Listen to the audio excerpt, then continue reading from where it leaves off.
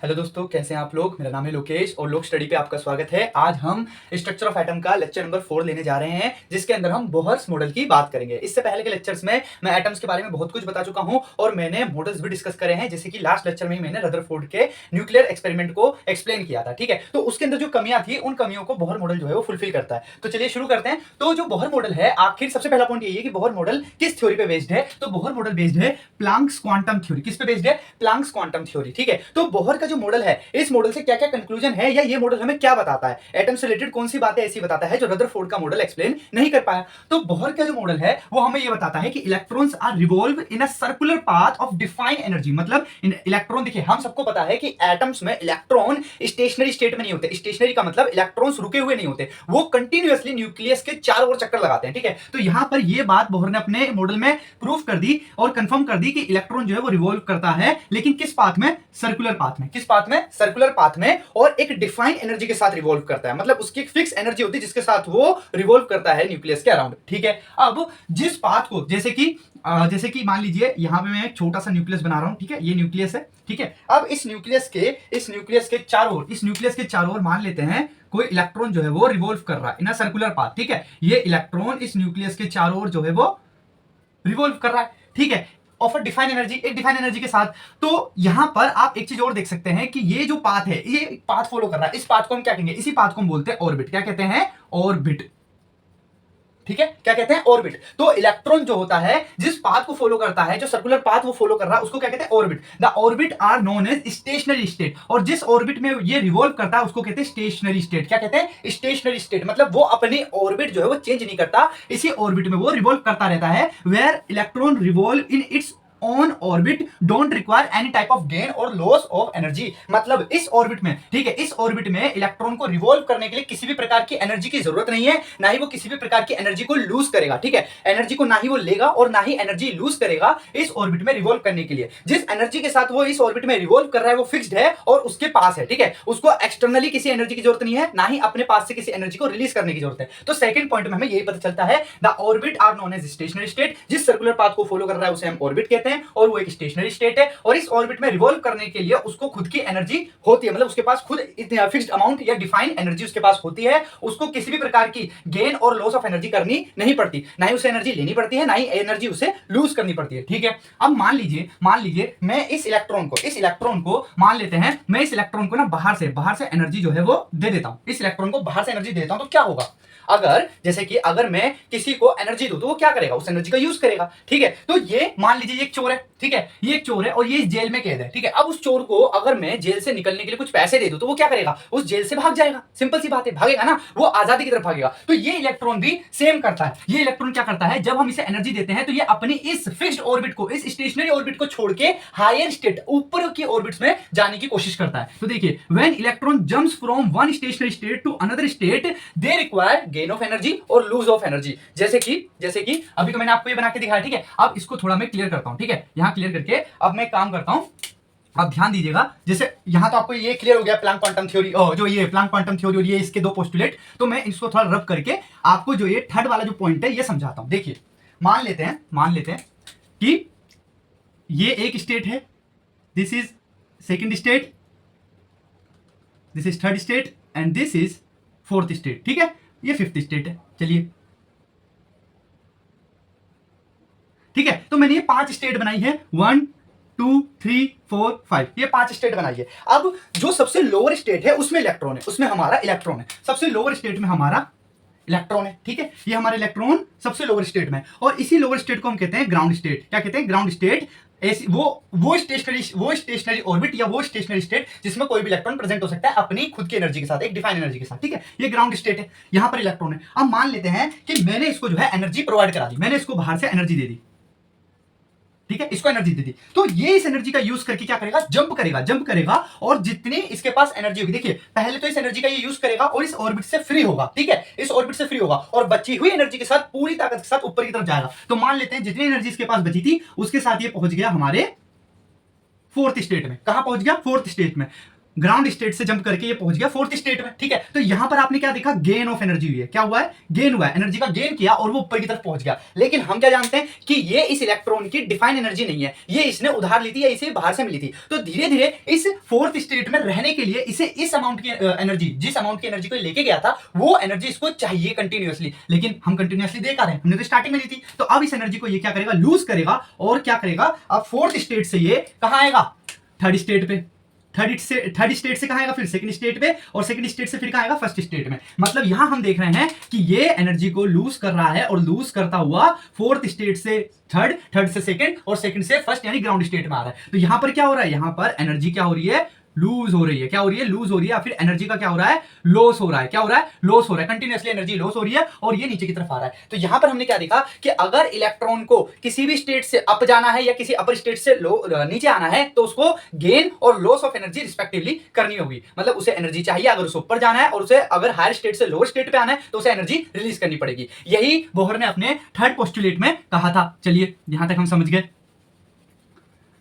चलिए अब बात कर लेते हैं फोर्थ पॉइंट की। फोर्थ पॉइंट में क्या है, द गेन और loss of energy always takes place in form of defined packet of energy is called quanta. ठीक है, तो देखिए अब मैं आपको बताता हूं कि जो सन है, ठीक है, सन है, सन से सनरेज आ रही है। तो उन सनरेज में क्या है, हम देखते हैं कि हीट है, जब धूप में हम निकलते हैं तो हमें गर्मी लगती है, ठीक है, हमें वो धूप चुभती है अगर हाई टेम्परेचर है तो। क्यों ऐसा क्यों हो रहा है, क्योंकि उस धूप में क्या है, एनर्जी है, ठीक है, इसलिए तो हमें फील हॉट फील हो रहा है और वो जो रे है वो हमें लग रही है, वो चुभ रही है, ठीक है। क्यों, क्योंकि उसमें है एनर्जी। लेकिन वो एनर्जी ऐसे वेव फॉर्म में नहीं, वो पैकेट्स के फॉर्म में, और उसको हम फोटोन कहते हैं। जो सन की जो एनर्जी होती है वो पैकेट्स के फॉर्म में होती है, जो रेज होती है उस रेज में पैकेट्स होते हैं छोटे छोटे, उनको फोटोन कहते हैं, उसके अंदर सन की एनर्जी होती है। ऐसे ही जो एनर्जी हम इलेक्ट्रॉन को देते हैं या जो एनर्जी इलेक्ट्रॉन लूज करता है हाई स्टेट से ग्राउंड स्टेट में आने के लिए, वो पैकेट्स की फॉर्म में लूज करता है या पैकेट्स की फॉर्म में वो एनर्जी गेन करेगा। तो उन पैकेट्स को हम कहते हैं क्वांटा। क्या कहते हैं उन पैकेट्स को, हम उन पैकेट्स को कहते हैं क्वांटा। ठीक है, अब यहां बात कर लेते हैं फोर्थ लास्ट पॉइंट की, फिफ्थ पॉइंट की। तो फिफ्थ पॉइंट में ये बोला है around the nucleus many orbits are present. बिल्कुल सही बात है। तो देखिए एक न्यूक्लियस है, ठीक है, एक न्यूक्लियस है,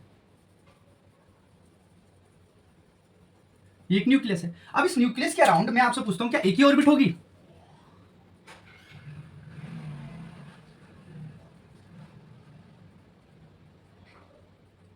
नहीं ना, एक से ज्यादा ऑर्बिट हो सकती है। पहली ये रही, सेकंड ये रही, थर्ड ये रही, फोर्थ फिफ्थ और ऑर्बिट्स भी हो सकती है। तो यहां क्या बोला है कि around the nucleus many orbits are present. Nucleus के अराउंड कई सारी ऑर्बिट होती है, but electrons revolve in those orbit where angular momentum is the integral multiple of h upon 2 pi. क्या मतलब इसका, इसका मतलब ये है कि इलेक्ट्रॉन उसी ऑर्बिट में रिवॉल्व करेगा। क्या बोल रहा हूं मैं, इलेक्ट्रॉन उसी ऑर्बिट में रिवॉल्व करेगा एनर्जी लेने और लूज करने के बाद, या अपनी डिफाइन एनर्जी के साथ उसी ऑर्बिट में रिवॉल्व करेगा इलेक्ट्रॉन जिस ऑर्बिट का एंगुलर मोमेंटम, जिस ऑर्बिट का एंगुलर मोमेंटम इंटीग्रल मल्टीपल हो h अपॉन 2 पाई के। मतलब ये रहा हमारे पास एंगुलर मोमेंटम क्या होना चाहिए, एमवीआर क्या आना चाहिए, एमवीआर आना चाहिए हमारे पास n इंटू h अपॉन 2 पाई। h अपॉन 2 पाई का इंटीग्रल मल्टीपल, जो ये n है ये क्या है, इंटीजर है, तो इंटीग्रल मल्टीपल होना चाहिए किसका, h अपॉन 2 पाई का, क्या, angular momentum of the orbit. तो इसी ऑर्बिट में इलेक्ट्रॉन रिवॉल्व करेगा। ये बोहर के मॉडल से हमें पता चला था। तो आई होप बोहर का मॉडल जो है आपको समझ में आया होगा। जो इसके पोस्टुलेट थे 5 वो आपको समझ में आए होंगे।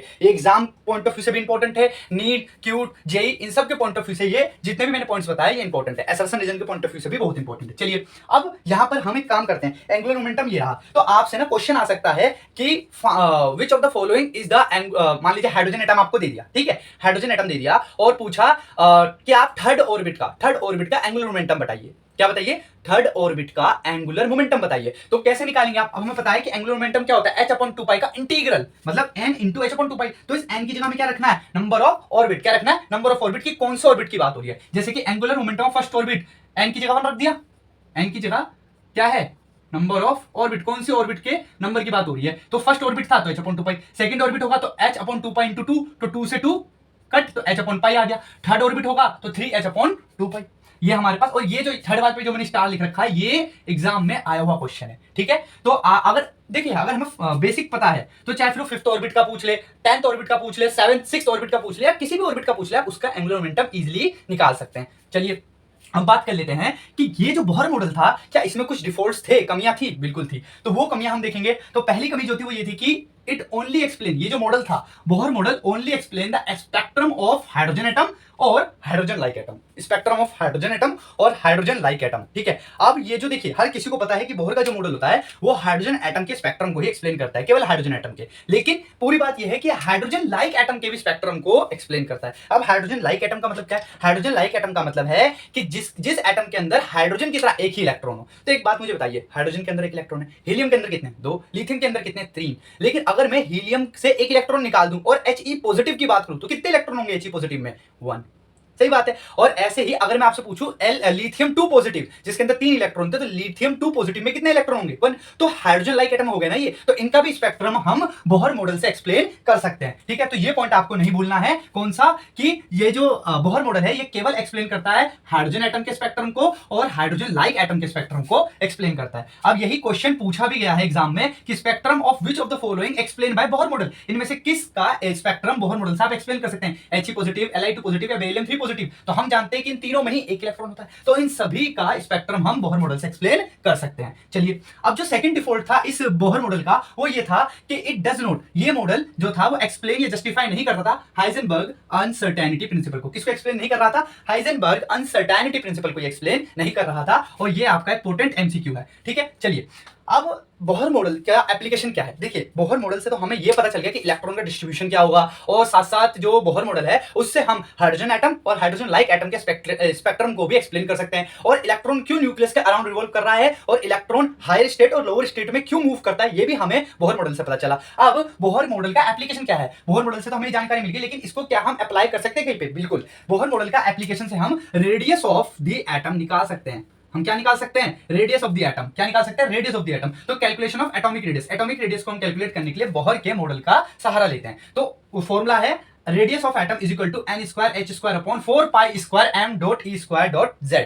ठीक है, m मास है, z यहाँ पे एटॉमिक नंबर है, h प्लैंक कांस्टेंट है, n जो है नंबर ऑफ क्या है? ऑर्बिट है। ठीक है, एक मिनट, हाँ Z एटॉमिक नंबर, हाँ ठीक है, ठीक है, समझ गया आप। तो यहाँ पर ऑर्बिट की बात करी गई है, एटॉमिक रेडियस, तो कौन सा ऑर्बिट की तक कौन सा ऑर्बिट से आपको रेडियस देखनी है वो हो गया h square upon 4 pi square m dot e electron square dot z। ठीक है, और इसी को सिंप्लीफाई मैनर में हमने लिख रखा है radius is equal to 0.529 into n square upon z। अब ये 0.529 जो है ना, ये इस पूरे को मतलब सोल्व करने के बाद आया, h square upon 4 pi square m dot e square को क्या बोलते हैं सोल्व करने के बाद हमारे पास आंसर आया 0.529 dot n square by z, angstrom, ये एंगस्ट्रॉम में। ठीक है, और इसी को अगर हमें मीटर में निकालना है तो n square upon z into 0.529 into 10 की पावर माइनस 10 मीटर, ये हमारे पास रेडियस आ जाएगी किसी भी एटम की। ठीक है, अब इसी रेडियस वाले जो ये हमारे पास जो रेडियस है, इसी रेडियस वाले फॉर्मूले से आप दो रिलेशन और देख सकते हैं कि radius is directly proportional to the n square, number of orbit या नंबर ऑफ ऑर्बिट के डायरेक्टली स्क्वायर के डायरेक्टली प्रोपोर्शनल रेडियस।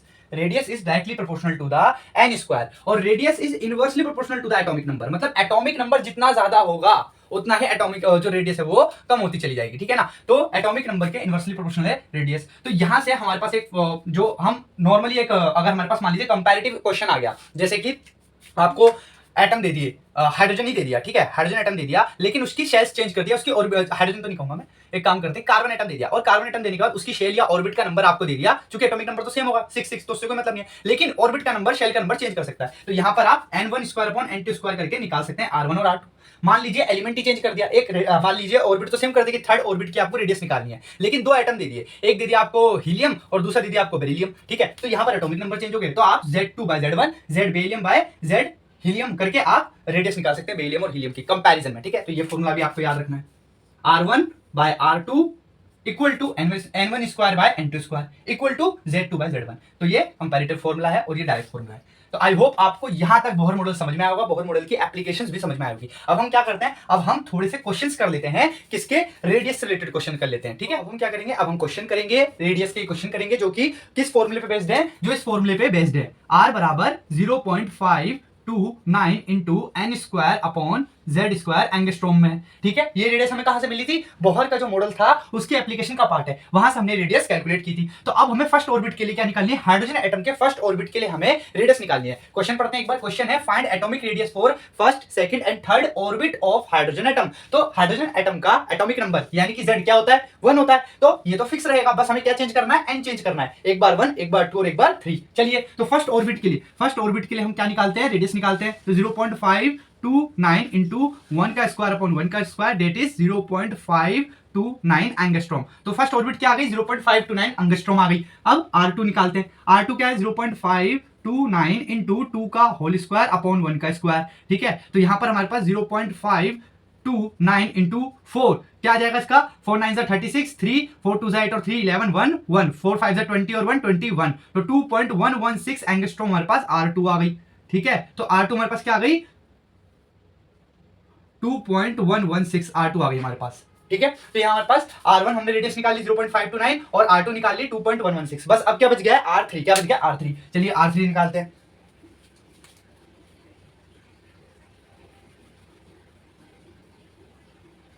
चलिए R3 कैलकुलेट करते हैं। तो R3 हमारे पास क्या है R3 है 0.529 इंटू 3 का होल स्क्वायर अपॉन 1 का स्क्वायर। तो बस 0.529 इंटू 9 9 9 जा 81 1 आ गया 8 9 2 जा 18 और 8 कितना हो गया 26 6 आ गया 2 9 5 जा 45 और 2 47 तो 4.716 सॉरी 4.761 क्या आ जाएगा 4.761 एंगस्ट्रॉम हमारे पास R3 आ गई। तो R1 हमने कैलकुलेट कर ली, R2 कैलकुलेट कर ली और R3 कैलकुलेट कर ली। तो इस तरीके से आप रेडियस कैलकुलेट करेंगे किसी भी ऑर्बिट की और किसी भी एलिमेंट की। ठीक है, यहां हमने हाइड्रोजन के लिए निकाली थी। ठीक है, तो चलिए अब हम नेक्स्ट क्वेश्चन करते हैं। इसको रब कर देते हैं, क्वेश्चन अब हो चुका है तो ठीक है। नेक्स्ट क्वेश्चन हमारे पास है फाइंड द रेडियस रेशियो। क्या निकालना है रेडियस रेशियो निकालना है थर्ड ऑर्बिट और फिफ्थ ऑर्बिट के लिए लिथियम की थर्ड ऑर्बिट और फिफ्थ ऑर्बिट का हमें क्या निकालना है रेडियस का रेशियो निकालना है। तो चलिए करते हैं। तो हमारे पास क्या है R3/R5 निकालना है। हमें क्या निकालना है R3/R5 निकालना है। तो यहां पर हमारे पास फॉर्मूला क्या है 0.529 इंटू क्या कौन सी ऑर्बिट है थर्ड ऑर्बिट 3 का स्क्वायर अपॉन लिथियम का एटॉमिक नंबर क्या है 3 का होल स्क्वायर अपॉन 0.529 इंटू 3 का स्क्वायर अपॉन 3 का स्क्वायर। ठीक है, पॉइंट से पॉइंट कट गया तो 1 मिनट और फिफ्थ ऑर्बिट 5 का स्क्वायर। अब हमारे पास जो R3/R5 आया वो क्या आया 3 का होल स्क्वायर अपॉन 3 का होल स्क्वायर इंटू 3 का होल स्क्वायर अपॉन 5 का होल स्क्वायर। ठीक है, ये आ गया। इसको ऊपर ले गया ना मैं, इस वाले को मैं ऊपर ले गया तो 3 ऊपर आ जाएगा और 5 नीचे आ जाएगा। तो इसको हमें सोल्व करना है। ठीक है, तो चलिए इसको सोल्व करते हैं। तो हमारे पास इसको सोल्व करने के बाद क्या आएगा R3/R5 हमारे पास आ जाएगा 3 से 3 कट गया तो 9/45 ये हमारे पास आंसर आ गया 9/45 सॉरी 5 5 25 9/25 हमारे पास आंसर आ गया। तो ये हमारे पास आ गया R3/R5 का रेशियो। ये हमने करा थोड़ा लॉन्ग मेथड था, अब इसको थोड़ा शॉर्ट मेथड से करते हैं। जो शॉर्ट मेथड है वो क्या था बताइए। शॉर्ट मेथड मैंने अभी आपको पीछे लिखवाया था, वो क्या था R3/R5 या फिर R1/R2 मैंने क्या लिखाया था Z2/Z1। बस ये करना था हमें। ठीक है, इतना लंबा ना जाके हम इस तरीके से भी कर सकते थे Z2/Z1। तो हमारे पास क्या था R3/R5 तो इसका क्या हो जाएगा इसका हो जाएगा हमारे पास Z एटॉमिक नंबर तो सेम है तो हम क्या लेंगे हम ले लेंगे N3/N5 का होल स्क्वायर। क्योंकि R1/R2 क्या था R1/R2 था N1/N2 का होल स्क्वायर। तो इसलिए हमने क्या लिया R3/R5 का हमने क्या लिया N3/N5 का होल स्क्वायर। तो बस अब कुछ नहीं करना, अब हमें N3 और N5 रखना है। तो R3/R5 is equal to N3 कितना है 3 का होल स्क्वायर अपॉन 5 का होल स्क्वायर डेट इज 9/25 लीजिए। इतना लंबा ना करके ये लीजिए, शॉर्ट में हो गया। ठीक है, तो यहां पर हमारा सेकंड क्वेश्चन भी सॉल्व हो गया। अब हम आते हैं थर्ड क्वेश्चन पे। ठीक है, थर्ड क्वेश्चन हमसे क्या कह रहा है थर्ड क्वेश्चन हमसे कह रहा है find the radius for second orbit of lithium and third orbit of beryllium. तो हमें रेडियस निकालनी है किसके लिए सेकंड ऑर्बिट ऑफ लिथियम की and third orbit of beryllium की, अलग अलग है ये। तो हमने क्या करना है पहले हमें निकालना है लिथियम के लिए। तो हमें लिथियम के लिए रेडियस निकालनी है वो 0.529 into n square upon z square. तो एन कितना है लिथियम के लिए एन है लिथियम के लिए सेकंड, ये है सेकंड एन है लिथियम के लिए सेकंड। ठीक है, तो 0.529 इंटू 2 का होल स्क्वायर और लिथियम का एटॉमिक नंबर 3 का होल स्क्वायर। तो 0.529 इंटू 4/9 क्या आ जाएगा 2 2 4 3 3 9। अब अगर ये कटा तो ठीक है, वरना हम इसको क्या कर सकते हैं डायरेक्ट सोल्व कर सकते हैं। एक बार देख लेते हैं कट रहा है क्या 4 5 4 6 4 7 9 नहीं 5 टाइम्स में जाएगा ये 9 5 45 और 7 आ जाएगा इधर। ठीक है 79 पूरा नहीं कटेगा ये पूरा नहीं कटेगा, फिर पॉइंट आंसर आएगा। तो हम क्या करते हैं मल्टीप्लाई करके इसे रेशियो में छोड़ देते हैं। ठीक है 4 9 36 3, 4 2 8 और 3 11, 4 5 20 और ये 21। तो यहाँ हमारे पास आंसर आ गया ये। तो radius of lithium 2 positive, radius of lithium 2 positive is 2.116 upon 9 angstrom. अब आप इसको अगर कट करेंगे, डिवाइड करेंगे, तो आपके पास जो आंसर आएगा वो फाइनल आंसर होगा। ठीक है, मैंने रेशियो में आपको दे दिया। अब एक काम करते हैं, हम बेरिलियम का भी क्या निकाल लेते हैं, रेडियस निकाल लेते हैं। बेरिलियम की भी रेडियस निकाल लेते हैं। चलिए, तो बेरिलियम के हमें रेडियस निकालिए। बेरिलियम के लिए हम क्या करेंगे, Rb3 पॉजिटिव। ठीक है, वही 0.529 इंटू एन कितना आ जाएगा हमारे पास, एन है हमारे लिए कितना, थर्ड, एन है हमारे लिए थर्ड अपॉन थर्ड का स्क्वायर अपॉन बेरिलियम का एटॉमिक नंबर 4 का होल स्क्वायर लीजिए। तो 0.529 इंटू 9 अपॉन कितना आ जाएगा, ये 16, ये आ जाएगा।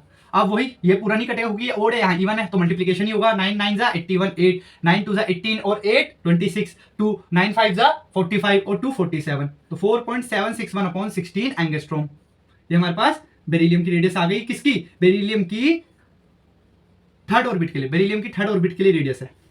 ठीक है, तो आई होप आपको ये तीनों क्वेश्चन जो है समझ में आए होंगे। और इसी तरीके के क्वेश्चन आपको एग्जाम में भी मिलेंगे, नीट में, सीबीएसई बोर्ड में, जेई में और क्यूट। ठीक है, ये आपके सारे क्वेश्चंस कवर करता है। अब एक काम करते हैं, रेडियस तो हमने समझ ली और रेशियो वाले क्वेश्चंस भी देख लिए। ठीक है, रेडियस के हमने रेशियो वाले क्वेश्चन भी देख लिए, हमने जेड से रिलेटेड क्वेश्चन भी देख लिए और हमने ऑर्बिट से रिलेटेड क्वेश्चन भी देख लिए। अब एक काम करते हैं, हम एनर्जी को और समझ लेते हैं, क्योंकि एनर्जी बेस्ड भी क्वेश्चंस आते हैं। ठीक है, तो एनर्जी ऑफ इलेक्ट्रॉन, अब हमें इलेक्ट्रॉन की एनर्जी ही क्यों देखनी, क्योंकि देखिए जब हम न्यूक्लियस में मौजूद प्रोटॉन या न्यूट्रॉन को तो एनर्जी नहीं दे रहे ना, हम किसको एनर्जी दे रहे हैं, हम इलेक्ट्रॉन को एनर्जी दे रहे हैं, तभी तो वो अपनी ऑर्बिट्स चेंज कर रहा है। और वो और रिलीज भी कौन कर रहा है, एनर्जी, एनर्जी रिलीज भी इलेक्ट्रॉन कर रहा है, ताकि हायर स्टेट से हायर लेवल से लोअर लेवल पर आ सके। ठीक है, चलिए देखते हैं एनर्जी ऑफ इलेक्ट्रॉन। तो टोटल एनर्जी ऑफ मतलब टोटल एनर्जी जो होगी ना इलेक्ट्रॉन की, वो हमेशा क्या होगी, नेगेटिव होगी। क्या होगी, नेगेटिव होगी। और जो काइनेटिक एनर्जी है वो आपको क्या मिलेगी, पॉजिटिव। तो अगर कहीं पे आपको इलेक्ट्रॉन की जो एनर्जी पॉजिटिव दे रखी है, तो आप समझ जाना कि वो इलेक्ट्रॉन की काइनेटिक एनर्जी है, और इलेक्ट्रॉन की पोटेंशियल एनर्जी भी नेगेटिव होती है। अब यहां पर जो टोटल एनर्जी का जो फॉर्मूला है वो सेम रहेगा,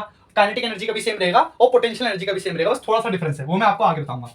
ठीक है, तो जो टोटल एनर्जी है वो कितनी होती है, इलेक्ट्रॉन की जो टोटल एनर्जी वो कितनी होती है, वो होती है -z² upon n² into 13.6 electron volt. ठीक है, तो मैं क्या बोल रहा हूं, कितनी एनर्जी हमारे पास, टोटल एनर्जी है -z² upon n² into 13.6 electron volt. ये हमारे पास टोटल एनर्जी है इलेक्ट्रॉन की। ठीक है, अब इसी 13.6, ये तो मैंने इलेक्ट्रॉन वोल्ट लिखा है, अगर मैं जूल पर एटम कर दूं, तो ये हो जाएगा 21.79 इंटू 10 की power -19 joule per atom.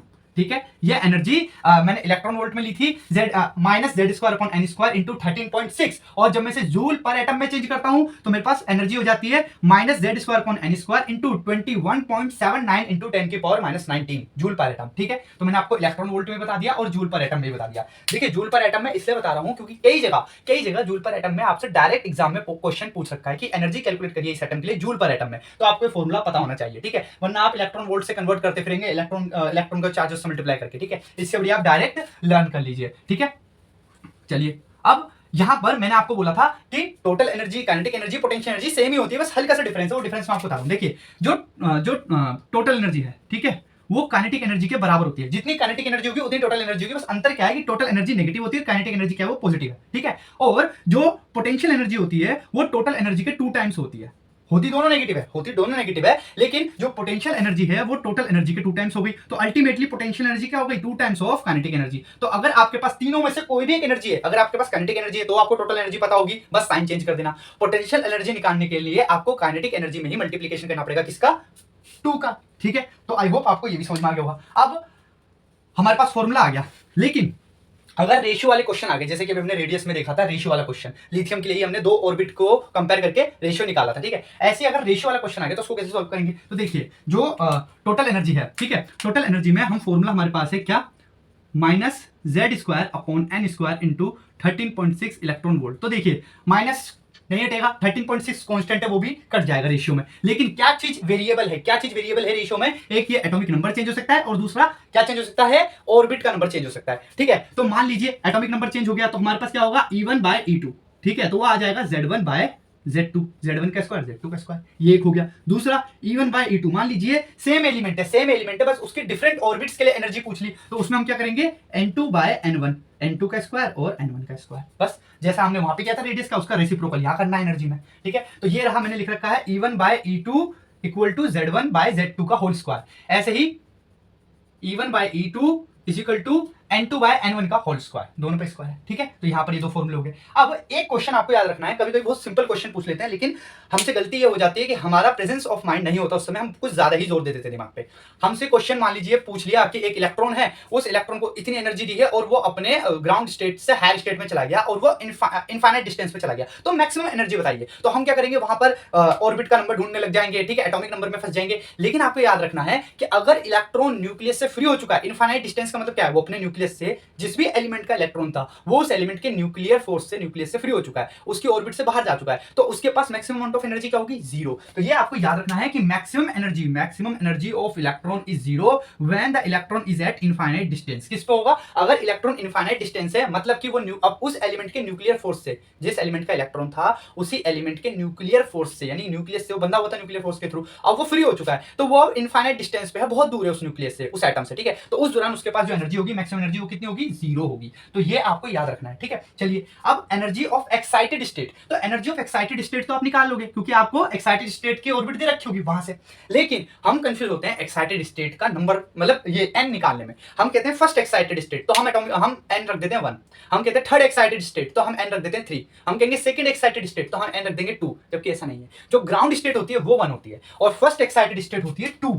First excited state क्या होती है, 2। तो जो हमारी फर्स्ट एक्साइटेड स्टेट है वो 2 है, सेकंड एक्साइटेड स्टेट 3 होती है और थर्ड एक्साइटेड स्टेट 4 होती है। मतलब जो भी एक्साइटेड स्टेट होगी उससे एक नंबर ज्यादा। अगर फिफ्थ एक्साइटेड स्टेट आपसे पूछ रहा है तो आप n लेंगे 6, फोर्थ एक्साइटेड स्टेट आपसे कह रहा है तो आप n लेंगे 5, थर्ड एक्साइटेड स्टेट आपसे कह रहा है तो आप n लेंगे 4, ठीक है, एक ज्यादा। तो ये आपको भूलना नहीं है। तो चलिए अब हम क्या करते हैं, हम एनर्जी के क्वेश्चंस कर लेते हैं, ठीक है। तो एनर्जी के क्वेश्चन आप यहां देखिए कि find total energy, kinetic energy and potential energy of electron present in first orbit of the atom. क्या बोल रहा है, हमें kinetic energy, total energy, potential energy निकालनी है एक इलेक्ट्रॉन के लिए जो कि हाइड्रोजन एटम के फर्स्ट ऑर्बिट में है। तो चलिए, हाइड्रोजन एटम के फर्स्ट ऑर्बिट में इलेक्ट्रॉन है, उसकी एनर्जी निकालनी है। तो हमें एक काम करते हैं, टोटल एनर्जी निकाल लेते हैं। तो जो टोटल एनर्जी है उसका फॉर्मूला क्या था, minus Z² into 13.6 electron volt. एक बात और आपको ध्यान रखनी है कि जब तक आपसे जूल पर एटम में ना कहा जाए तो आप जूल पर एटम में एनर्जी नहीं निकालेंगे, हम इलेक्ट्रॉन वोल्ट में निकालेंगे। मान लीजिए आप जूल पर एटम का फॉर्मूला भूल भी गए तो भी घबराने वाली बात नहीं है, आपको इलेक्ट्रॉन वोल्ट का फॉर्मूला तो याद है ना। बस आप इस इलेक्ट्रॉन की जगह इसका चार्ज रख देना 1.6 इंटू 10⁻⁻19, तो आपके पास जूल पर एटम की एनर्जी आ जाएगी, ठीक है। चलिए अब करते हैं इसको। तो हमसे फर्स्ट ऑर्बिट का पूछा है, किसका, हाइड्रोजन एटम का। किसका पूछा है, हाइड्रोजन एटम का। तो हाइड्रोजन एटम का जो Z होता है 1 होता है और ऑर्बिट कितनी है 1, तो निकाल लीजिए फॉर्मूला, -1 का स्क्वायर अपॉन 1 का whole square into 13.6 electron volt. तो हमारे पास जो टोटल एनर्जी है वो कितनी आ गई, -13.6 इलेक्ट्रॉन वोल्ट। और हमने क्या रिलेशन देखा है, हमने ये वाला रिलेशन देखा, देखिए ये रिलेशन है हमारे पास।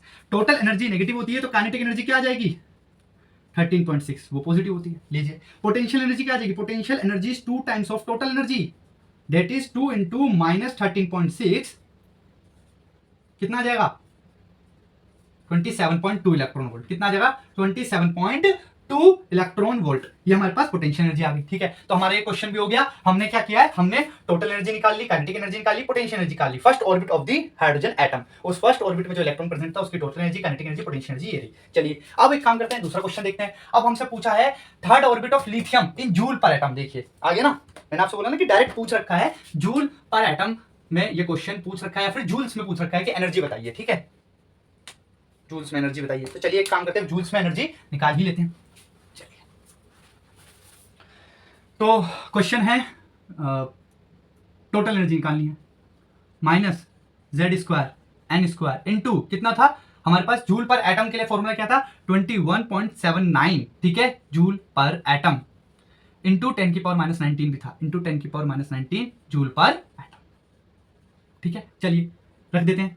Z कितना होगा, हम किसकी बात कर रहे हैं, लिथियम की। तो लिथियम का Z कितना होगा, लिथियम का Z है 3, N कितना दिया है, N भी दिया है 3, थर्ड ऑर्बिट के लिए पूछा है। चलिए तो जो टोटल एनर्जी है वो कितनी आ जाएगी, 3 का होल स्क्वायर अपॉन 3 का whole square minus into 21.79 into 10⁻⁻19 joule per atom. यही है, कट गया, आंसर आ गया -21.79 इंटू 10⁻⁻19 जूल पर एटम। ये हमारे पास टोटल एनर्जी आ गई। काइनेटिक एनर्जी क्या होगी, इतनी ही होगी, बस पॉजिटिव होगी। पोटेंशियल एनर्जी क्या होगी, इसकी 2 टाइम्स हो जाएगी, ठीक है। चलिए अब हमारा एक और क्वेश्चन कर लेते हैं।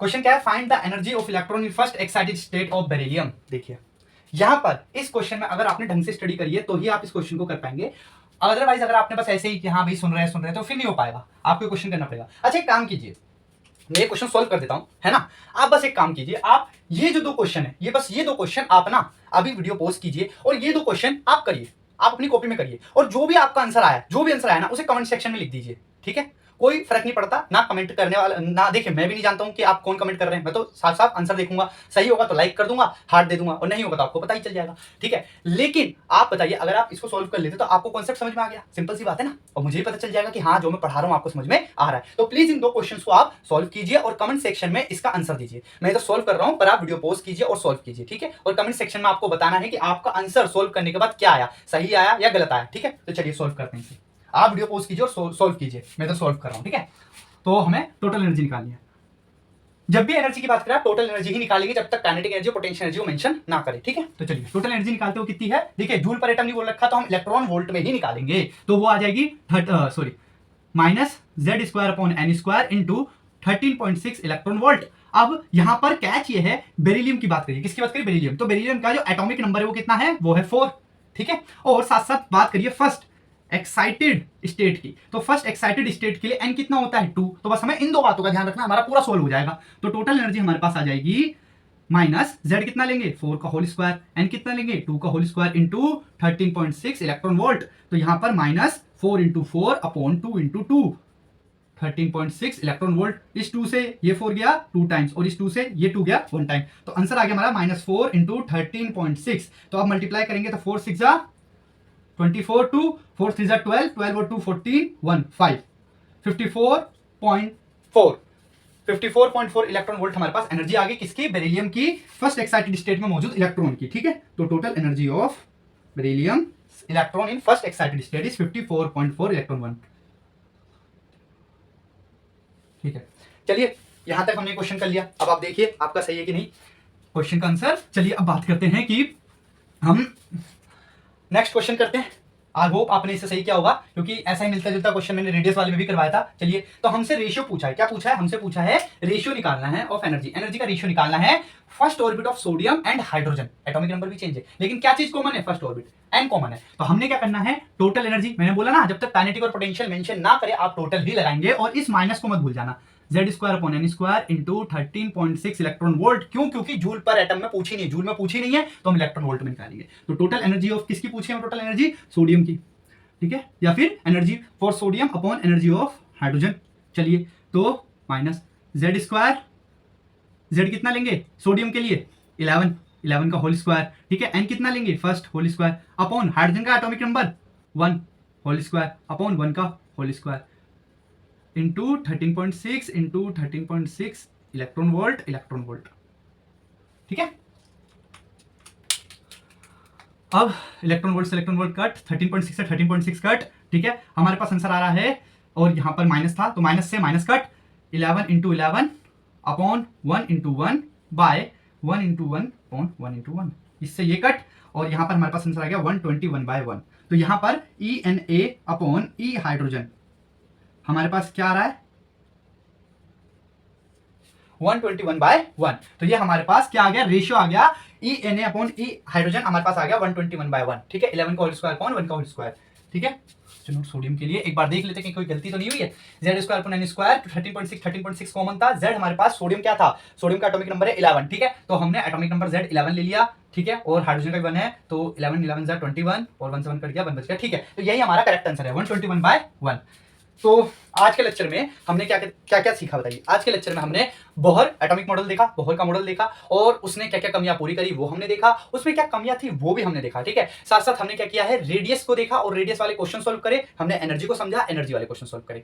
नेक्स्ट क्लास में हम वेलोसिटी और जो क्या बोलते हैं S orbit, P orbit, D orbit, F orbit, इनकी तरफ मूव करेंगे, ठीक है। यहां तक हमारा एटॉमिक मॉडल और एटम की जो बेसिक जानकारी हमने इकट्ठा कर ली। अब थोड़ा डीप ड्राइव करेंगे, अंदर जाएंगे एटम के और उनके ऑर्बिटल्स देखेंगे, ठीक है, नेक्स्ट क्लास में। तो मिलते हैं आपसे नेक्स्ट क्लास में, तब तक के लिए पढ़ते रहिए। और हाँ, एक बात और, देखिए अगर आप यहाँ तक हैं, यहाँ तक आपने वीडियो लेक्चर पूरा देख लिया है और आपको लेक्चर पसंद आ रहा है, समझ आ रहा है, तो प्लीज चैनल को सब्सक्राइब कीजिए और लेक्चर को लाइक कीजिए और इसे शेयर कीजिए, ठीक है। क्योंकि मैं इधर इस मतलब ये जो प्लेटफॉर्म है लोक स्टडी, इस पर मैं सारा जो आपको लेक्चर है ये फ्री में प्रोवाइड कराऊंगा और मैं पैरेलली नोट्स भी बनवाता हूँ, ठीक है। मैं आपको पीडीएफ भी प्रोवाइड करा सकता हूँ, लेकिन अगर आप साथ साथ नोट्स बनाएंगे तो वो ज्यादा अच्छा है। हैंड रिटन नोट्स जो होते हैं वो जल्दी याद होंगे, है ना। आप कितने देर मोबाइल में लेके पीडीएफ देखते रहेंगे, बैठते रहेंगे, ठीक है। आप हैंड रिटन नोट्स जो है वो बना लीजिए, ठीक है।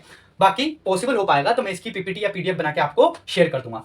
आप बस इतना कीजिए कि आप बैठिए और नोट्स बनाइए और जो भी मैं क्वेश्चन कराता हूं आप मेरे सॉल्व करने से पहले उसको सॉल्व कीजिए और कमेंट सेक्शन में जाके बताइए कि आपका आंसर क्या था। और एक बात और, अगर आपको ये लेक्चर सच में समझ में आ रहा है, मतलब समझ में तो आ ही रहा है, अगर आपको लेक्चर समझ में आ रहा है तो प्लीज इस वीडियो को लाइक भी कीजिए, ठीक है। और अगर आपका कोई सजेशन है तो वो भी दीजिए, अगर पॉसिबल होगा, मेरे लिए जितना पॉसिबल होगा मैं आपके सजेशन को ऐड करूंगा, ठीक है। थैंक यू, मिलते हैं आपसे नेक्स्ट लेक्चर में, तब तक के लिए पढ़ते रहिए।